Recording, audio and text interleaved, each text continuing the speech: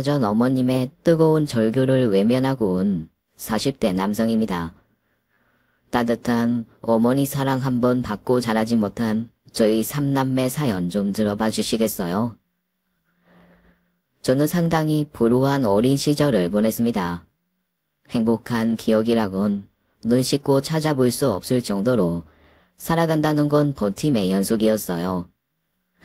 폭력적인 아버지와 가정을 등한시하며 제 삶이 중요했던 이기적인 어머니는 하루도 거르지 않고 싸웠습니다. 야, 이 여편네야, 이 밤에 그 꼴을 하고 어디 간다는 거야? 내가 내 발로 나가 놀겠다는데 당신이 무슨 상관이야? 돈도 못 벌어오는 주제에 꼴의 가장이라고 큰 소리는. 내가 이 꼴을 하고 나가던 저 꼴을 하고 나가던 신경 꺼. 밥 때가 되면 밥이나 차릴 생각을 해야지. 애 있는 여자가 정신머리하고는. 빨리 밥이나 차려. 당신은 손 없어. 배가 고프면 그 두 손으로 직접 차려 먹어. 애도 아니고 밥 처먹는 것까지 날 귀찮게 하네.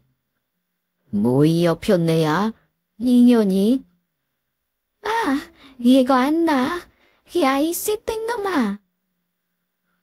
매일같이 고성과 욕설이 오가는 집안에서 형은 아무것도 들리지 않는 척 책만 보고 있었고, 저는 형 옆에 달라붙어 행여 그 불똥이 우리 형제에게 튈까봐 오들오들 떨어야 했어요. 운이 좋으면 부부싸움으로 끝나지만 그 싸움이 분에 누구 하나 술이라도 마시는 날이면 밤새 잠도 못 자고 그 횡포를 다 감당해야 했으니까요. 자식 새끼들이 지 아빠 편을 들 줄도 모르고 그저 모르는 척, 남일인 척. 야, 장남, 네 생각은 어떠냐? 네 생각에는 네 애미라는 년이 정상인 것 같냐? 저는 몰라요.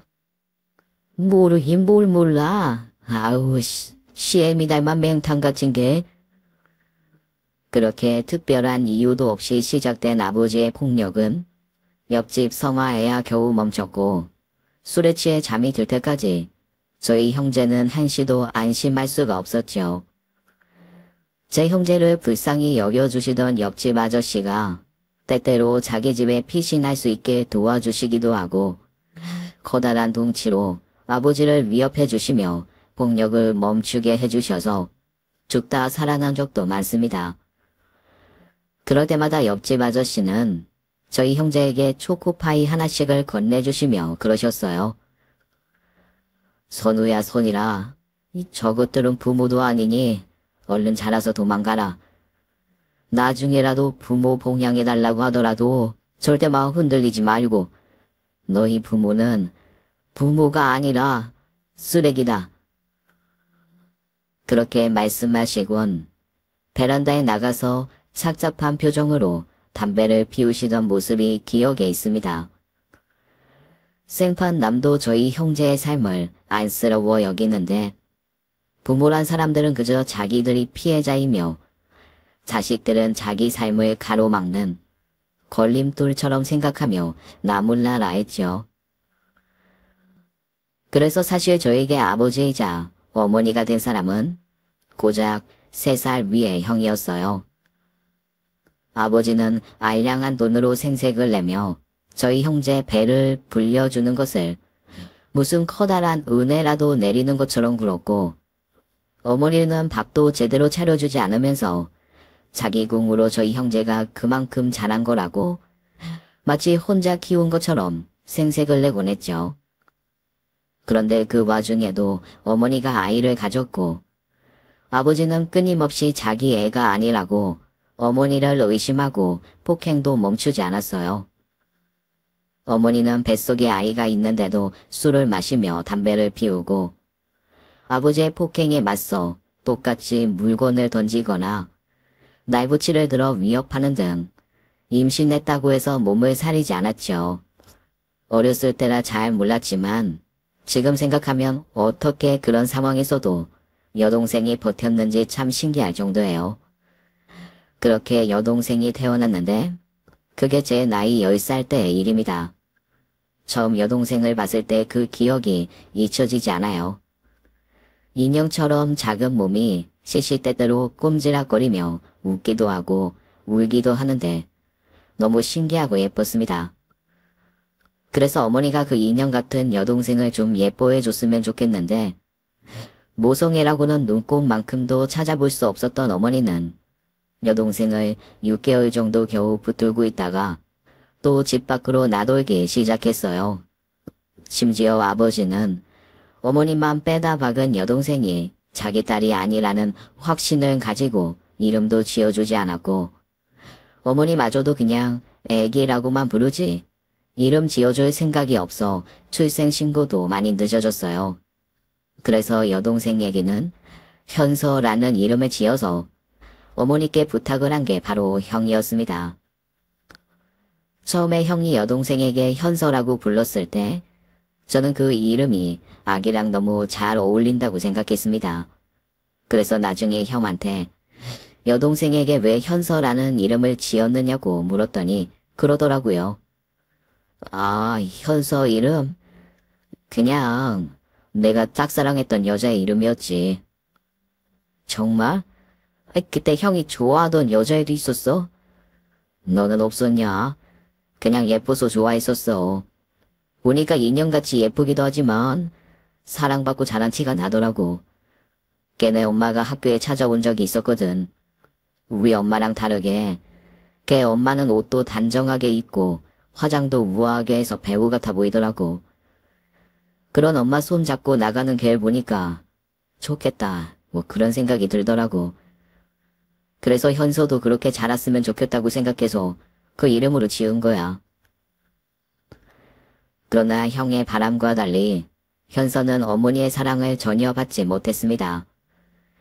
아버지나 어머니나 집에 들어올 때마다 말 못하는 여동생이 칭얼거리며 울면 화부터 내기 일쑤였고 한 번은 듣다 못해 화가 난 아버지가 애를 벽으로 집어던진 것을 형이 간신히 받아낸 적도 있어요. 그래도 머리에 크게 혹이 났고 자기 뜻대로 되지 않았다고 또 발길질을 시작한 아버지를 저희 형제가 온몸으로 막아낸 적도 있었죠. 그걸 보던 아버지가 발길질을 멈추고 저희 형제에게 했던 말과 표정은 아마 평생 잊히지 않을 겁니다. 꼬레 지 동생이라고? 야 이 새끼들아, 그년이 내 새끼인지 네 엄마가 매춘해서 낳은 자식인지 어떻게 아냐? 아이고, 진짜 눈물겨워 볼 수가 없네. 당시엔 여동생이 진짜 아버지의 자식인지 알 길이 없어 확인은 불가능했지만 저희는 여동생이 아버지 자식이든 아니든 상관이 없었어요. 누가 됐던 그렇게 작은 아기에게도 폭력을 쓴다는 것이 이해도 안 되고 넘어서 화가 날 일이었죠.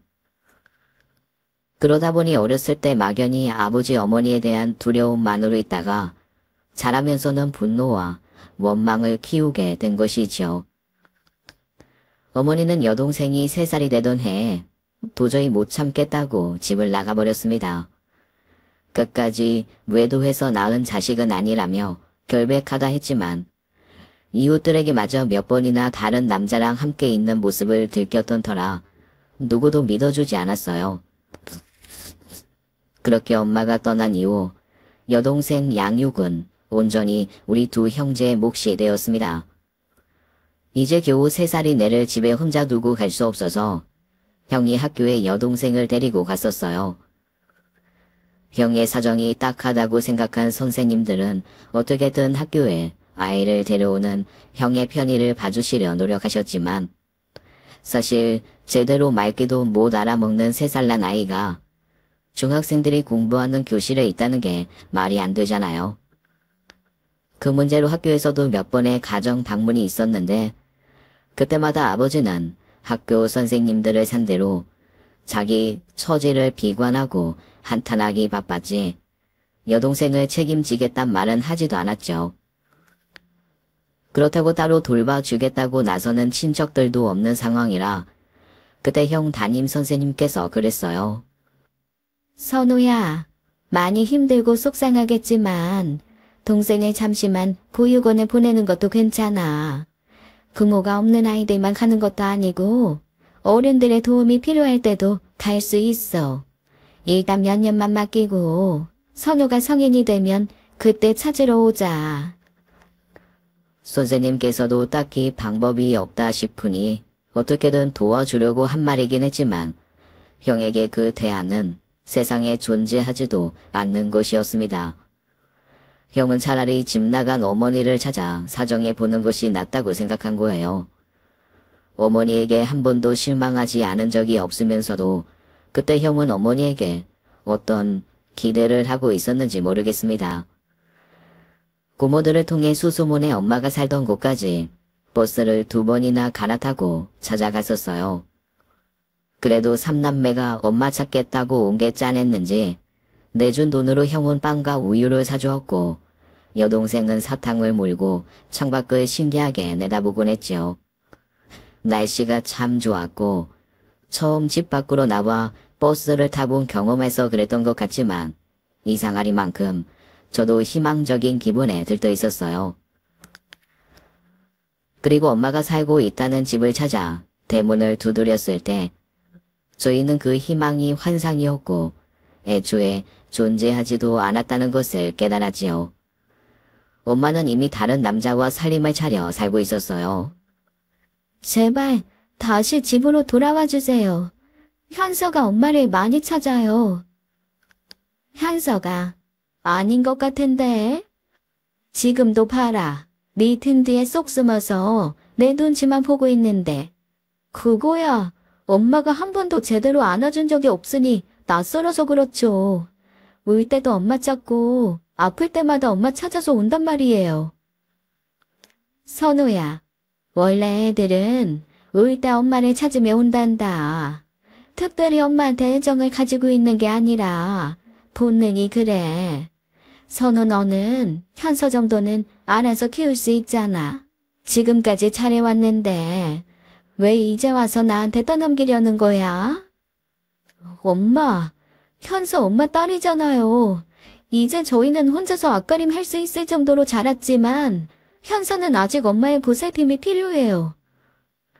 그때 형은 도저히 안 되겠다고 생각했는지 그 자리에서 무릎을 꿇었습니다.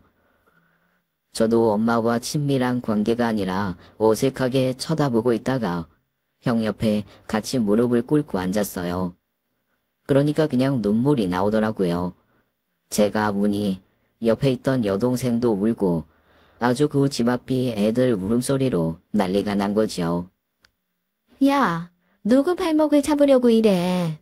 빨리 안 일어나? 또 간 거쳐? 엄마, 제발 부탁드릴게요. 딱 현서 중학생 될 때까지만, 그때까지만 있어주세요. 네? 그때까지 그 집에서 살면 내가 살아있기나 하고? 네 아빠한테 쳐맞아 죽는 걸 보고 싶어. 예, 나는 이제 너희 엄마 아니야. 너네 아빠랑도 이혼했는데 왜 내가 너네 엄마니? 너네 양육은 전적으로 네 아빠한테 맡기고 나왔으니까 붙들고 사정을 할 거면 거기다 해야지. 빨리 꺼져. 어휴, 진짜 거머리 기생충 같은 것들. 내가 어쩌자고 그 새끼 밑으로 줄줄이 소시지를 낳았는지. 거머리, 기생충, 줄줄이 소세지. 저희 삼남매는 어머니에게 딱 그런 존재였던 것뿐이었습니다. 그래서 저는 지금도 그 말을 입 밖으로 꺼내지도 쓰지도 않고 있어요. 몇 해 전 기생충이라는 영화가 주목을 받았을 때도 단지 어머니를 떠올리게 한다는 이유로 영화는 보지도 않았을 정도로요. 그건 형도 마찬가지였습니다. 그 말을 듣고 형은 더는 사정하지 않았고 자리에서 일어나 어머니를 매섭게 쏘아보며 그랬죠. 그 말 꼭 지키세요. 더는 저희 엄마가 아니라는 말 죽을 때까지 반드시 지키길 바랄게요. 그리고 다신 저희 찾아오지도 말고 눈앞에 나타나지도 마세요. 그땐 저도 지금처럼 중학생은 아닐 거고 가만히 있지도 않을 거니까요.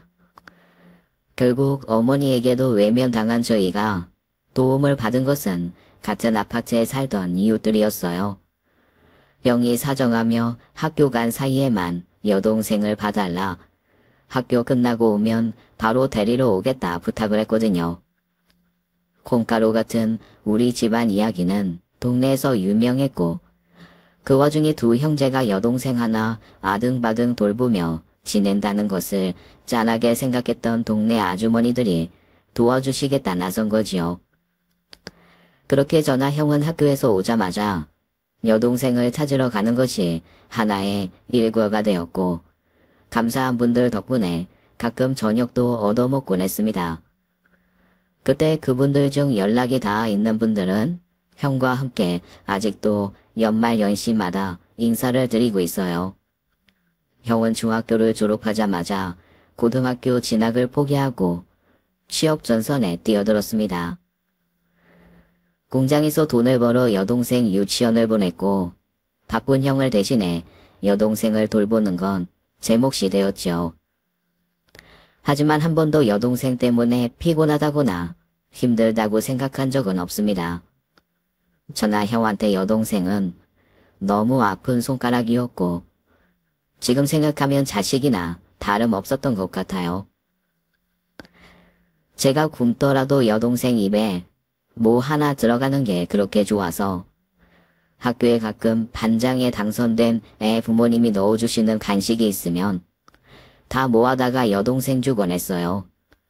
초코, 파이, OS, 야쿠르트 그런 거였는데 여동생은 세상을 가진 듯이 좋아했고 저는 그런 여동생을 보며 그래도 웃을 수 있었습니다. 그 와중에도 형이 제게 꼭 당부했던 것이 있어요. 선일아, 너는 나처럼 고등학교 포기할 생각 말고 꼭 대학까지 가라. 형이 대학 등록금은 어떻게든 해결해 줄 테니까 걱정하지 말고. 형, 그게 무슨 말이야. 나도 얼른 졸업해서 돈 벌고 싶어. 그래야 아버지 집에서 벗어나 따로 살지. 그것도 네가 할 걱정이 아니야. 형이 다 알아서 할 거니까 너랑 현서는 절대 공부 포기하면 안 돼. 나는 머리가 안 돼서 포기한 거지만 너는 공부도 잘하잖아. 형은 자기가 머리가 안 된다고 했지만 그건 거짓말이었어요. 둘 중 누가 더 머리가 좋냐 따지면 형이었고 동등한 기회가 있었다면 형은 분명히 못해도 서울에 있는 대학도 갔을 정도였지요. 자기 미래를 동생들 때문에 포기해놓고도 동생들 미래만 걱정할 정도로 우리 형은 제게 아버지 그 이상인 존재였지요. 그래서 저는 형을 대신해 여동생을 더 챙기고 학교에서는 어떻게든 졸지 않으려 했으며 공부를 게을리 하지 않았습니다. 어머니는 연락이 아예 끊겨버렸고 아버지는 변함없이 술을 놓지 않았어요. 그나마 나아진 것이라곤 형이 17이 넘으면서 아버지보다 키가 컸고 그래서인지 아버지의 폭행이 잦아들었다는 겁니다. 대신 아버지는 은근슬쩍 눈치를 보며 집안 집기를 부수기 일쑤였는데 그것도 형이 나서서 제압하니 그 뒤로는 안 하더라고요. 이것들이 취애비 알기를 개같이 알고 말이야. 시고 새끼들. 아버지, 물건 던지지 마세요. 선일이랑 현서 겁먹은 거 안 보이세요? 뭐 이 새끼야. 내 집에서 내 물건 던진다는데 네가 뭘 상관이야? 저는 아버지로부터 선일이랑 현서를 지켜야 하니까요. 던지지 말라고 하면 던지지 마세요. 아버지가 계속 애들한테 위협적인 행동하면 저도 가만히 있을 수 없어요. 뭐? 이 새끼가 눈깔폭 바로 안 떠. 그러다 치겠다. 불가피하게 그런 일이 생기지 않았으면 좋겠네요. 부탁드릴게요. 아버지 성질을 알면서 왜 저러나 싶었는데 형이 그렇게 이야기한 뒤로 집이 정말 조용해졌어요. 여동생도 아버지가 더는 소리 지르면서 물건을 던지지 않아 좋다고 할 정도로요. 그러다 제가 15살이 되던 해에 갑작스럽게 아버지가 돌아가셨어요.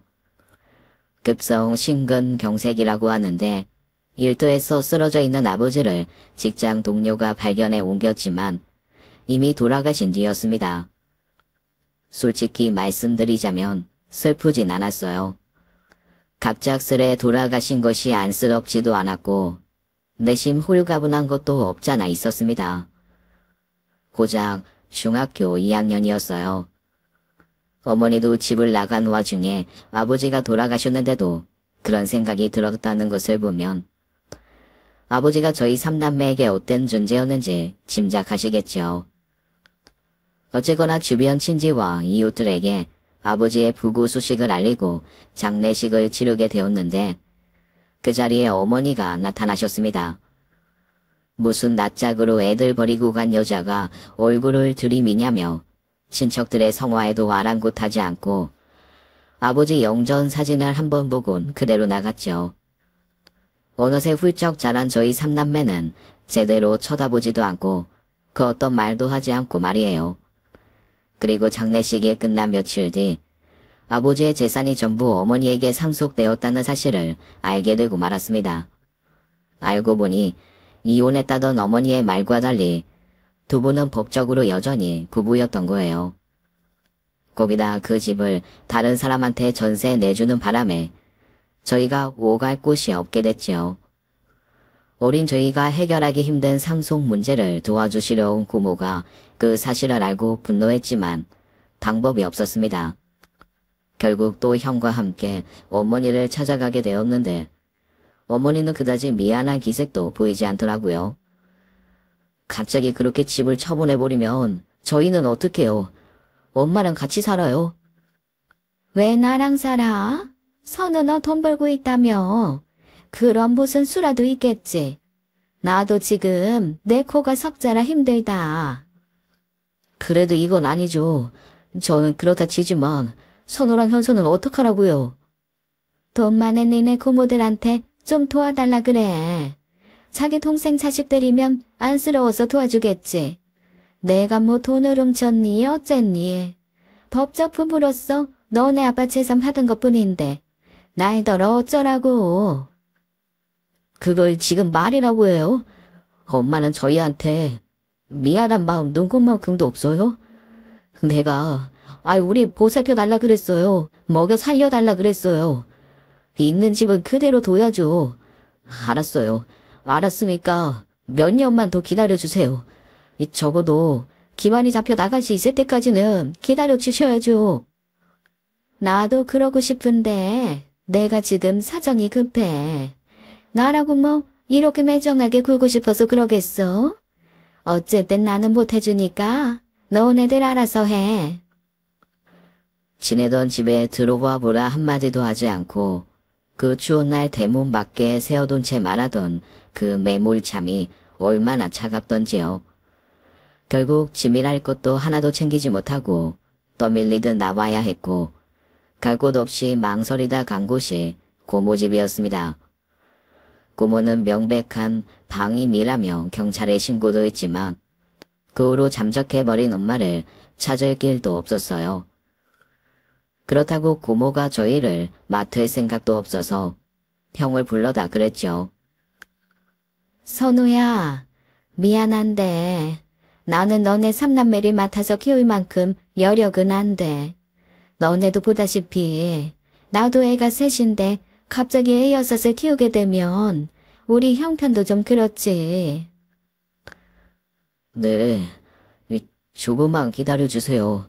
원룸 보증금이라도 모아서 애들 데리고 나갈게요. 그래.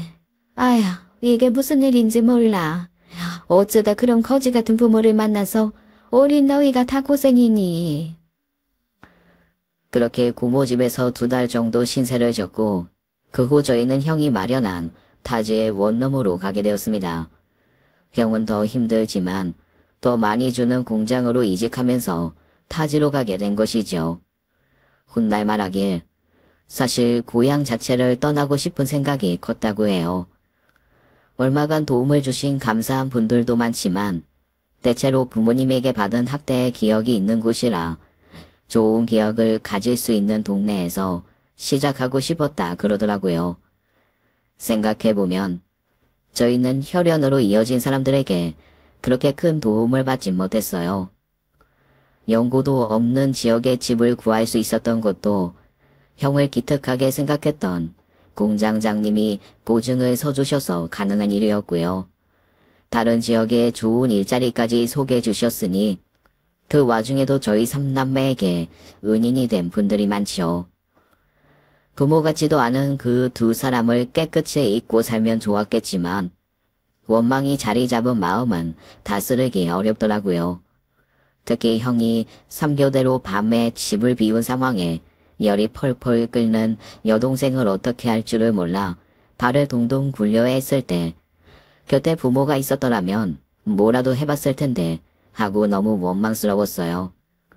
결국 폐렴으로 입원하고 죽다 살아난 여동생 곁을 학교도 빠져가며 지키면서 결심했습니다. 언젠가 반드시 기회가 온다면 절대 그 기회를 놓지 않고 어머니를 똑같이 버려주겠다고요. 그 좁디 좁은 원룸에서 어린 여동생을 키운다는 것은 생각보다 힘든 일이었습니다. 어렸을 때야 씻기고 입히는 게 어떻게든 됐는데 초등학교 고학년이 되면서부터는 사춘기도 시작되고 오빠인 저희들 앞에서 옷도 갈아입지 않으려 하니 여동생만의 공간이 필요하기도 했고요. 형의 전폭적이고 희생적인 지원으로 대학을 가긴 했는데 갑작스레 형이 군대에 가게 되는 바람에 2년간 휴학을 하고 아르바이트를 했었어요. 형은 그럴 필요 없다며 그간 저축해 놓은 통장을 내밀었지만 어떻게 형이 군대에 있는 동안 저희만 편하게 먹고 자면서 그 귀한 돈을 쓰나요? 대신 그렇게 힘들게 일한 덕분에 형이 제대할 무렵에는 형이 모은 돈과 제가 모은 약간의 돈을 더해 빌라로 옮길 수 있었고 여동생만의 공간도 선물해 주었죠. 딸 같은 여동생을 데리고 침대며 책상을 사러 갔던 그날 난생 처음 자기의 침대를 갖게 된 여동생이 침대 위를 방방 뛰며 좋아하는 모습을 보면서 형의 눈시울이 붉어졌습니다. 왜 형이 울어? 기쁨의 눈물은 현서가 흘려야 하는 거 아니야? 자식아, 너만 모르는 그런 감성이 있어. 나한테나 너나 현서는 내 자식이나 다름없는데 저깟 침대가 뭐라고 세상 다 가진 것처럼 저렇게 웃는 게 얼마나 보기 좋냐. 현서 같은 애도 없다더라. 뭘 해줘도 현서는 세상에서 제일 가는 선물 받은 것처럼 좋아하잖아.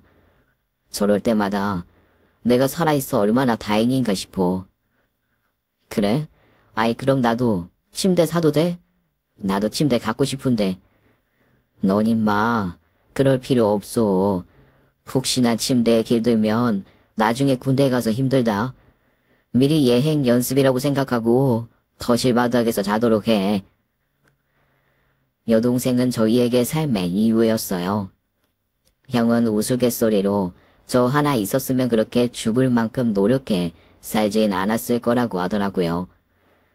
남동생이야 자기와 같으니 어디서든 험하게 키워도 키워질 것 같았는데 여동생은 바람이 불면 바람에 날아갈까 비가 오면 그 비에도 쓰러질까 싶어 죽을 만큼 노력하지 않으면 안 될 것 같았답니다. 돌이켜 생각하면 그건 저도 마찬가지였습니다. 바쁜 형을 대신해 여동생을 돌보느라 저는 나쁜 친구들과 어울릴 시간도 여유도 없었거든요. 만약 형과 단둘이 버려졌다면 싸우기도 엄청 싸웠을 거고 제가 맞기도 엄청나게 맞았을 거고요. 대학은커녕 고등학교도 겨우 졸업했을 거예요.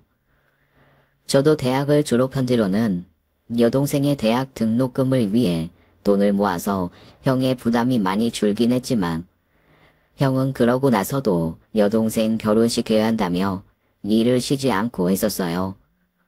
그러다 보니 결혼도 늦어졌고 저러다 평생 혼자 늙어 살면 어쩌지 싶었는데 형만큼이나 좋은 형수를 만나 결혼도 했습니다. 저도 아내와 오랜 연애 끝에 결혼을 해 아래로 일남일녀를 두고 있지요. 아내는 제 대학 동기였는데 처음 친해지게 된 계기도 역시 여동생이었어요.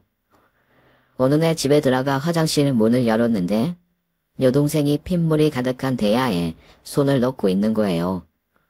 너무 놀란 눈앞이 새하얘지는 것 같아 뛰어들어가니 여동생이 기겁하며 빨리 나가라고 야단했죠.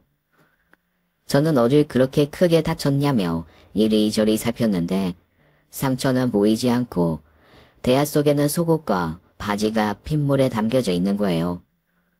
처음엔 그게 뭔지 제대로 몰라 어리둥절한 채 보고만 있었는데 여동생이 새빨개진 얼굴로 저를 거칠게 밀어냈죠. 아, 진짜 나가라고. 그렇게 닫힌 화장실 문 앞에서 그제야 깨닫고 발을 동동 굴렸습니다. 학교에서 배우긴 했으니 월경이라는 개념을 알긴 했는데 그게 제 여동생 일이 될 거라고는 생각 못했거든요.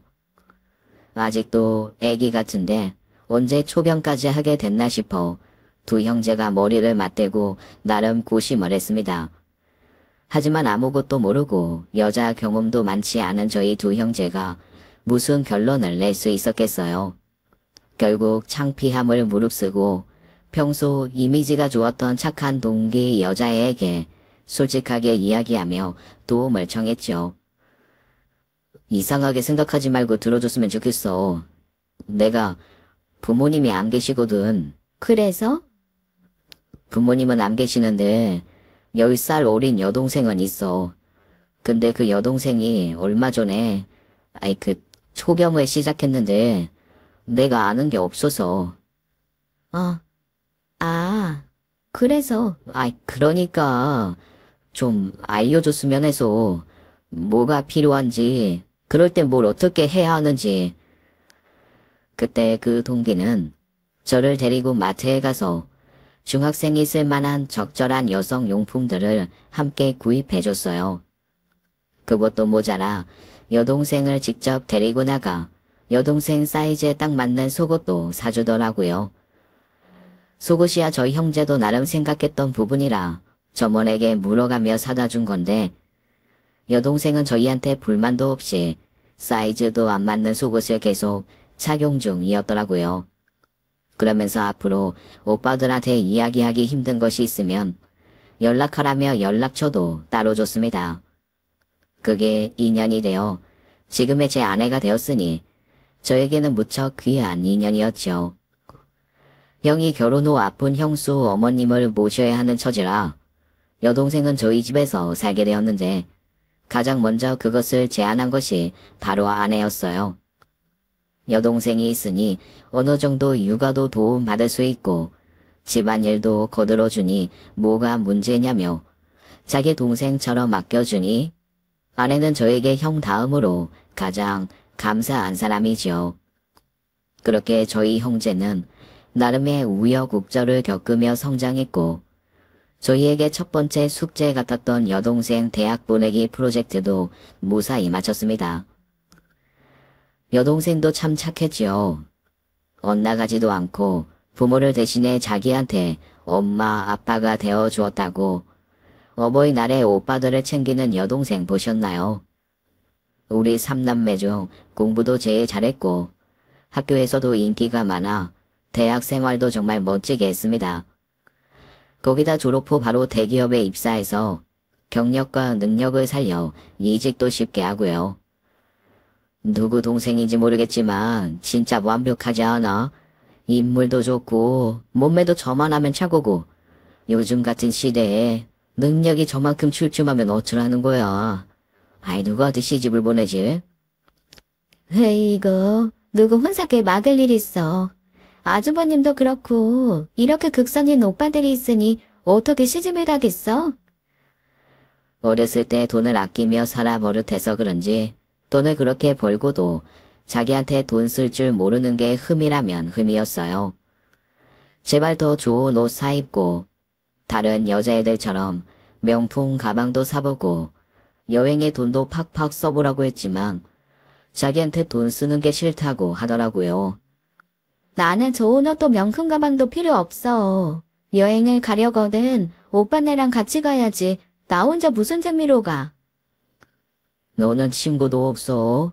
야, 다 보니까 너네 또래들은 친구랑 해외여행도 즐겨가더만. 너는 어떻게 그런 것도 없이 맨날 회사 집이냐. 그 젊고 예쁜 시간을 그렇게 낭비할래? 오빠들은 그 젊고 힘이 넘쳤던 좋은 나이에 나 하나 때문에 청춘 제대로 즐기지도 못하고 아저씨 됐잖아. 근데 내가 뭐라고 나만 그 젊음을 느끼고 살아? 아가씨, 그런 거 아니고 아주버님이나 이 사람이나 인기가 없어서 주변에 여자가 없었어. 아가씨 때문에 청춘을 즐기지 못한 게 아니라 그냥 이 마스크가 비주얼이 좀 그랬지. 뭐야. 아이, 당신은 그러는 나랑 결혼했으면서 어떻게 그런 이야기를 하냐? 그것도 인정. 그래서 우리 언니는 오빠 구세주. 알지, 오빠? 언니 완전히 받들어 모시고 살아야 돼. 기분이다. 나 안 그래도 이번에 보너스 받았거든. 우리 큰오빠네랑 해서 전부 여름에 제주도로 여행 가자. 내가 여행 경비 다 쏠게. 아가씨, 그러고 결혼할 때 얼마나 달라고 하려고 해요.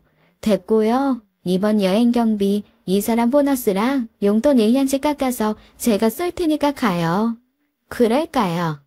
둘이 죽이 척척 맞아 저 하나 놀리는 재미로 저녁마다 웃음꽃이 피었어요. 저는 적어도 여동생이 시집 가기 전까진 그 웃음꽃이 매일 저녁 우리 집에 필 줄 알았는데 그 꽃은 어느 날 더는 피지 못한 채 완전히 꺾여버리고 말았습니다. 여동생이 교통사고로 세상을 떠난 거예요. 그 슬픔은 어떻게 형언할 수 없었습니다. 자식을 잃어본 적은 없지만 저는 그게 자식을 잃은 심정과 다르지 않았어요.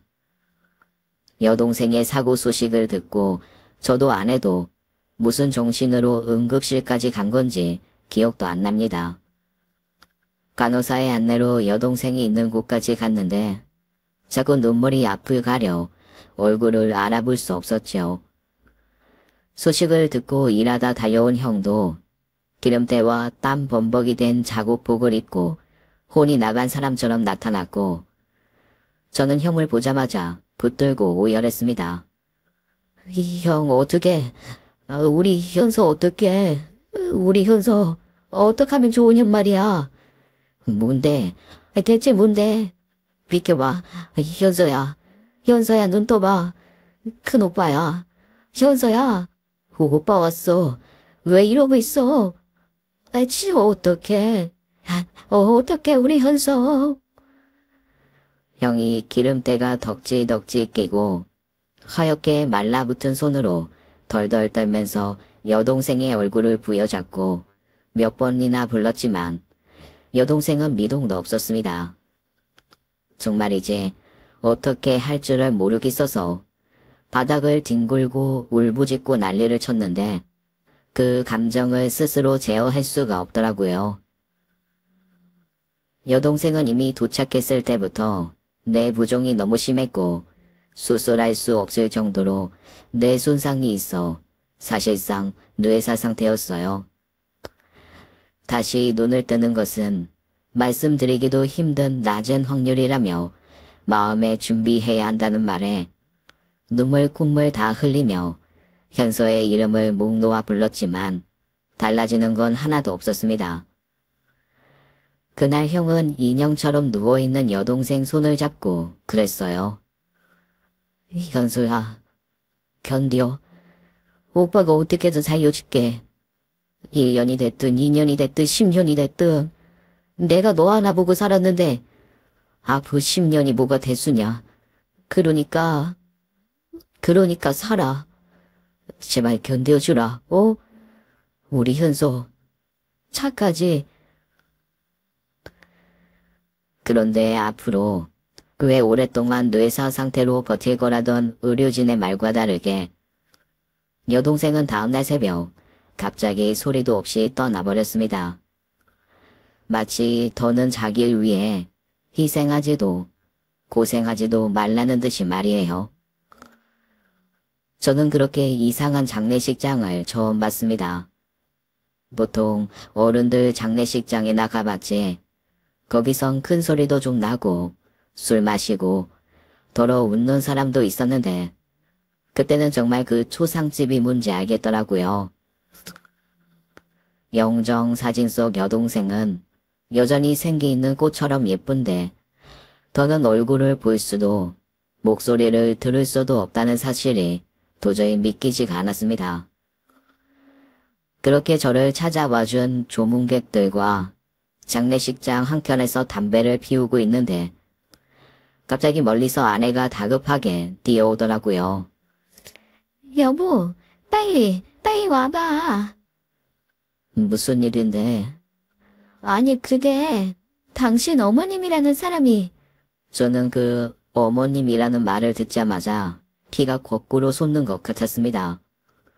연락이 끊긴 지 수십 년이었고 애초에 연락을 할 생각도 전혀 없었는데 어머니라뇨.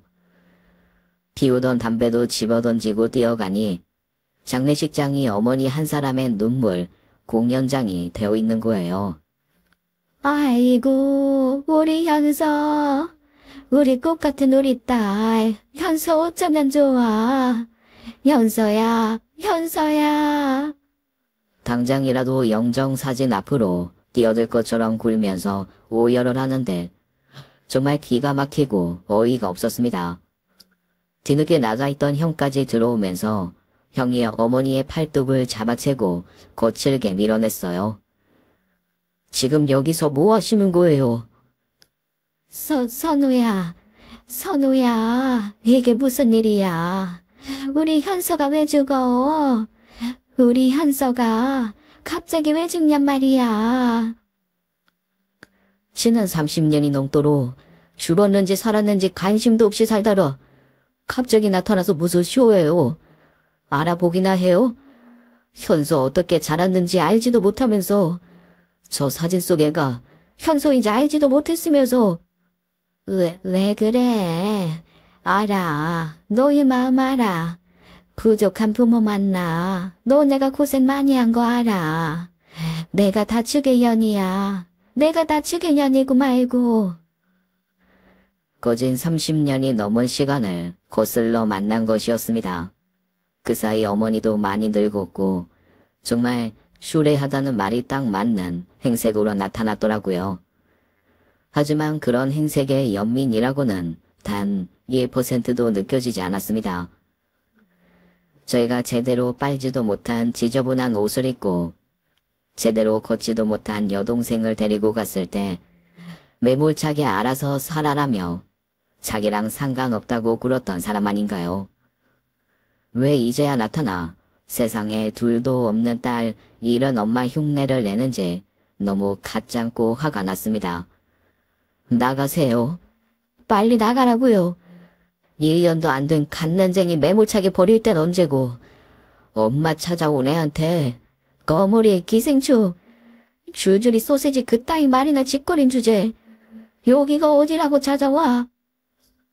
아휴, 미안해. 아이고, 미안해, 선우야. 내가 죽일 년이다. 내가 죽일 년이야. 자식 버리고 간 애미가 무슨 부귀영화를 누리고 살겠다고. 내가 왜 그랬을까? 내가 너네를 버리지만 않았어도 현서 저게 저렇게 되지도 않았을 텐데. 어머니가 바닥에 엎드려 오열을 하는 와중에도 형은 도저히 견딜 수가 없다는 듯 거칠게 입구를 향해 질질 끌고 갔고 주변에서는 그건 아니다 싶었는지 형을 만류했지요.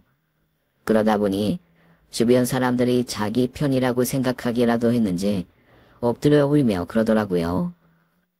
얼마나 후회했는지 모른다. 그래서 너네 찾고 싶은 생각에 자다가도 벌떡 일어나 가슴을 치고 그랬어. 따뜻한 밥상 한번 못 차려주고 곱게 이름 불러주며 안아봐주지도 못한 애미 원망스러울까봐. 거기도 싫다고 내칠까봐 결계 무서워서 찾아가지도 못했다, 선우야.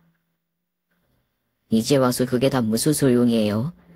가장 엄마가 필요한 순간에 나몰라라 했으면서 늙어 죽을 때 되니 그제야 자식 생각나요?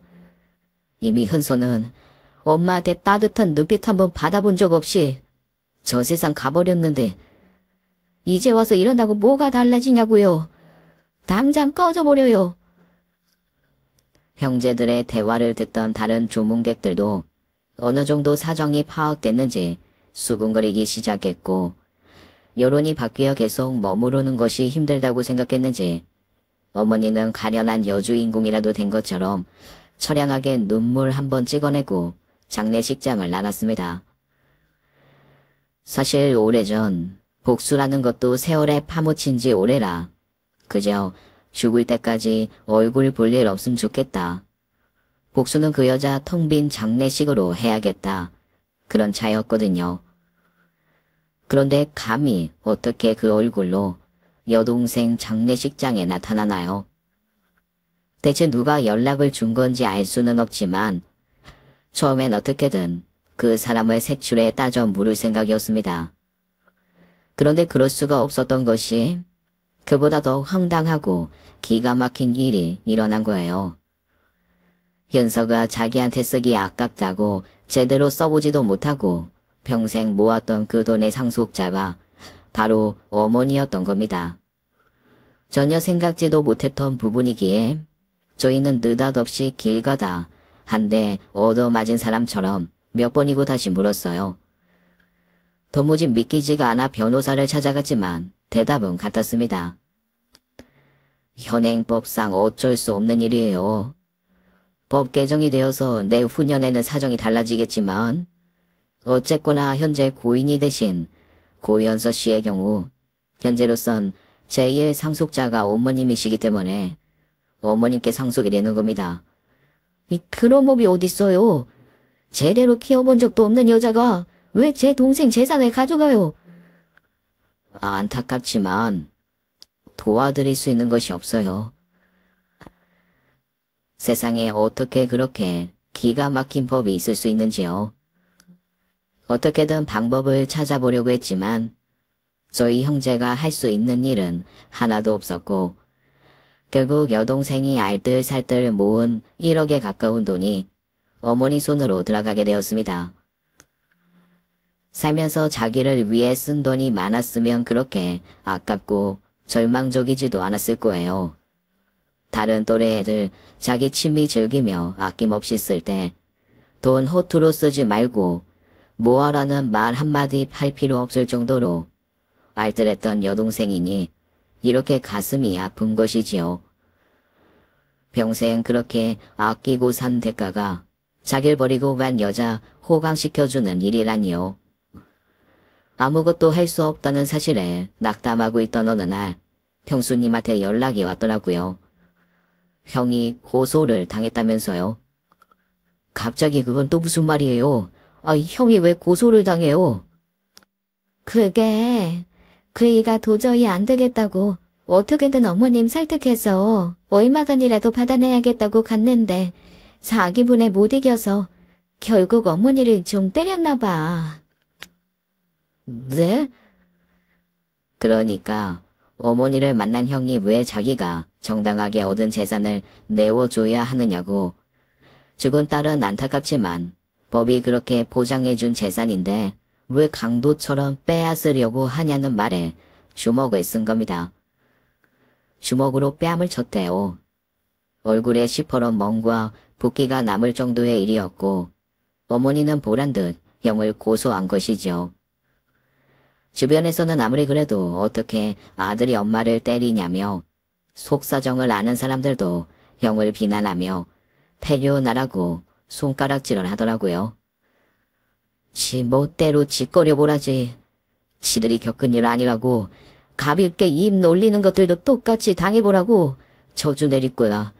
그냥 다음 생이라도 그 악마 같은 여자 밑에서 태어나 우리처럼 자라보라고 해. 배륜이니 뭐니 그딴 말을 할 수 있나? 형은 아무것도 할 수 없는 상황에서 할 수 있는 최선이었다며 후회하지 않는다고 했고 그 일로 몇 개월간 감옥에 들어가도 상관없다고 했습니다. 누가 왜 감옥에 들어갔냐고 묻거든 자식을 버리고 30년을 넘게 남처럼 살다가 죽은 자식 소식에 신나게 달려와 재산 상속받은 쓰레기 처리하려 했다고 한다면서요.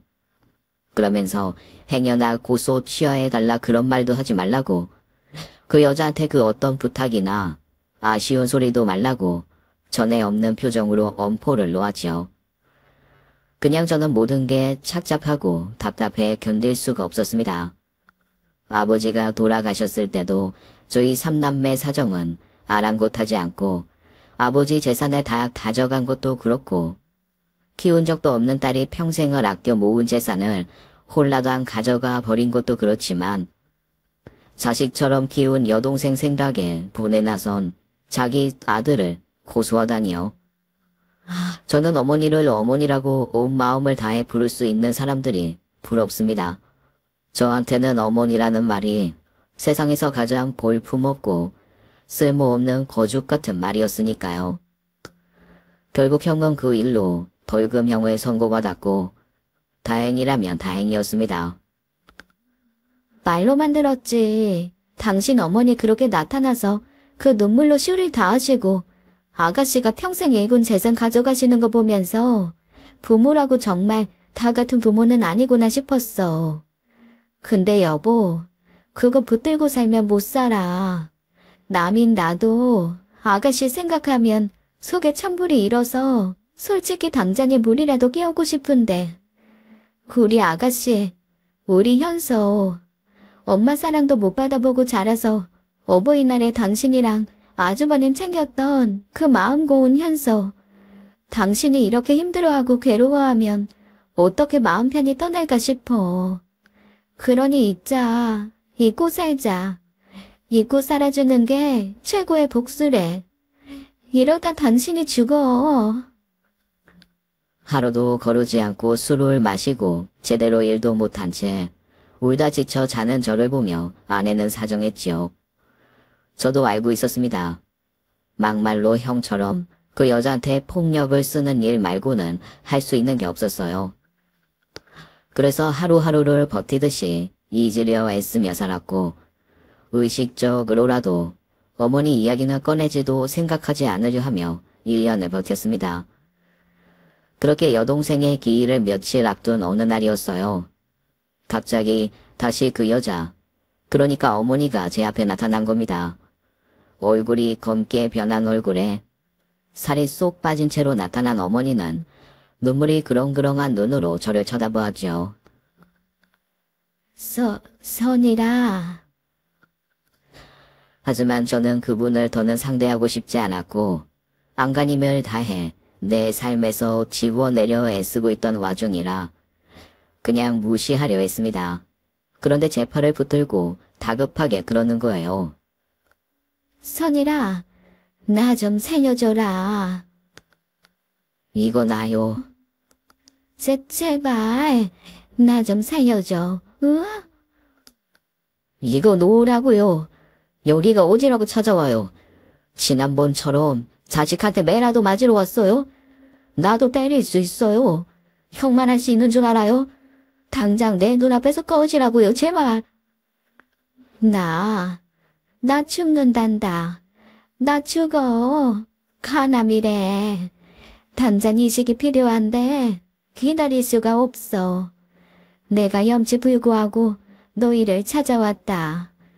내가 진짜 미안하고 속에 없는 건 알지만 그래도 나 좀 살려다오. 죽기 싫다, 선이라. 뭐라고요? 이거 없네. 죽어요. 잘 됐네. 드디어 기다리던 천벌이 내려졌네. 그럼 그냥 잘 가세요. 다신 찾아오지 말고. 선이라. 매정하게 지나쳐 가려는데 이번엔 무릎을 꿇고 앉아 제 바지가랑이를 붙드는 겁니다. 아파트 단지였고 보는 눈이 많아 신경이 쓰였어요.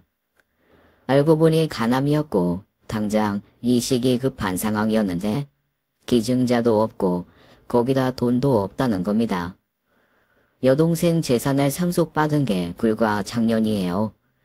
상속세를 제하더라도 1억에 가까운 돈을 다 쓰고 나타나 간도 주고 돈도 달라는 거예요. 내가 잘못했다. 다 알아. 내가 진짜 죽일 년인 거. 근데 그래도 나는 네 엄마잖아.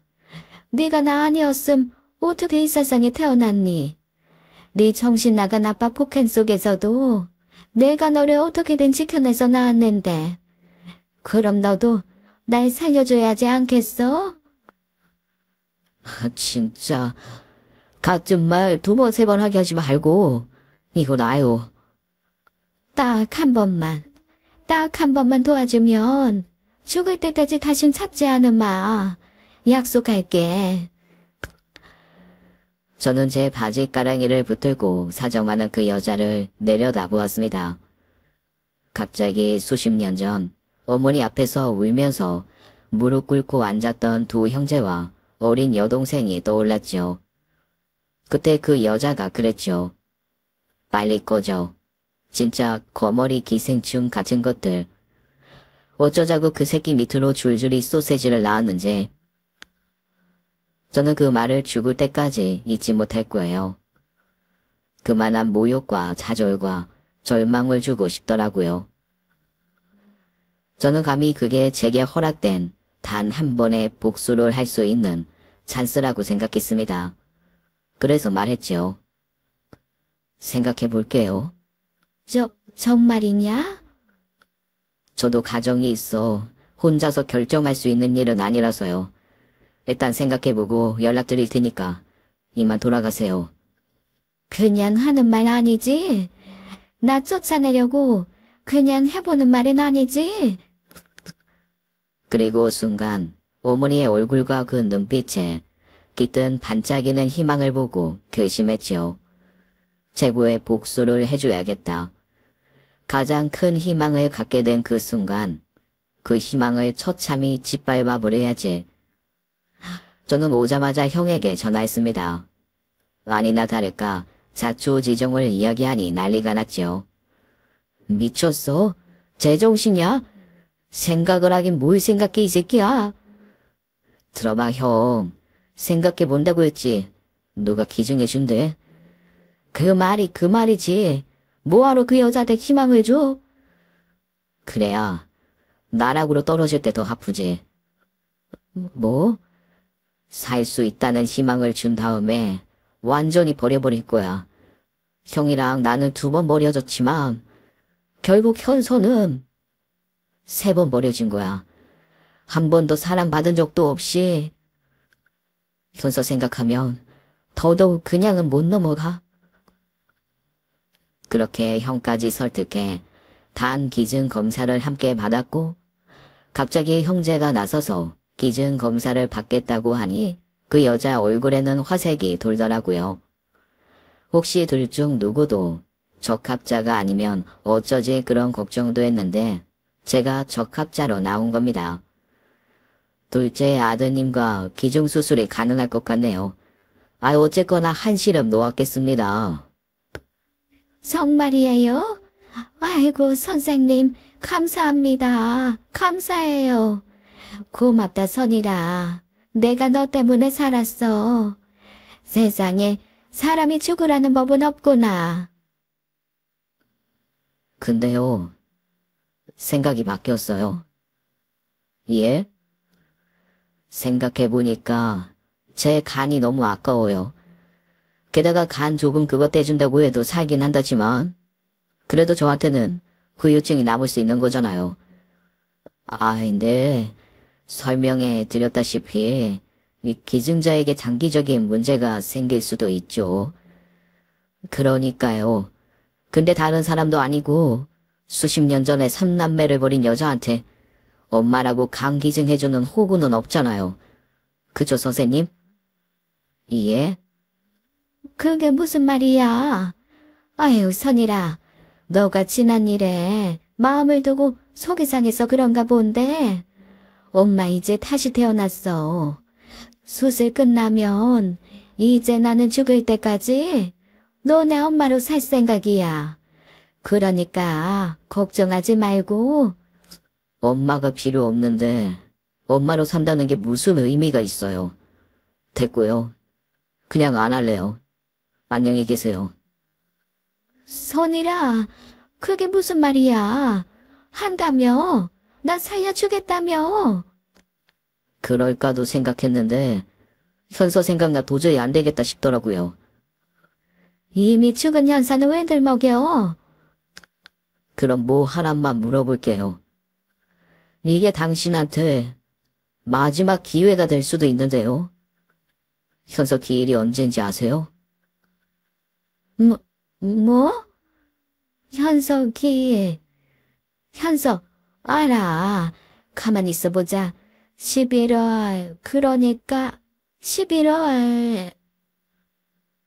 10월 30일이었어요. 몰랐으니 기일에 가보지도 않았죠.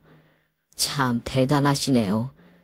그렇게 딸 앞세워 보내놓고 어떻게든 살겠다고 또 아들 찾아 배 갈라 간달라고 하다니. 선생님, 저희 어머니 너무 뻔뻔하지 않아요? 너라고 안 그럴 것 같아? 늙어서 기억력이 흐려서 그런 거야. 다 기억한다고. 너 나가지고 장난하니? 어떻게 자식이 부모 은혜도 모르고 이딴 짓을 해? 은혜 받은 게 없는데 무슨 은혜요? 낳아주신 거요? 낳지 말지 그랬어요? 누가 낳아달랬어요? 그렇게 서로 못 죽이고 살더니 짐승처럼 또 애는 셋이나 가지고. 사랑으로 낳은 것도 아니면서 낳은 것 가지고 요새 떨지 마세요. 안녕히 가시고 언제 가실지 모르겠지만 배움은 안 나갈게요. 이 폐류나, 이 쓰레기 같은 놈아. 감히 나를 버려? 감히 네가 부모를 버려? 등 뒤로 삶의 희망의 불씨가 사라진 어머니의 절규가 들렸지만 저는 오히려 발걸음이 가볍기만 했습니다. 1년 전에 형이 그랬죠. 세상 사람들이 다 폐류나라 손가락질해도 상관없다고요. 그때도 형을 이해하지 못한 건 아니었지만 지금은 그때 형의 마음을 너무도 잘 알 것 같았어요. 더군다나 저 여자에게 폐류나 소리를 들으니 오히려 통쾌하기까지 하고요. 죽을 때까지 그 일을 두고두고 후회할 일은 없을 것 같습니다. 혈연으로 이어졌다고 해서 무조건 도리를 다하고 살아야 하는 거 아니에요. 혹시 저 같은 사람이 있으면 용기를 드리고 싶었습니다.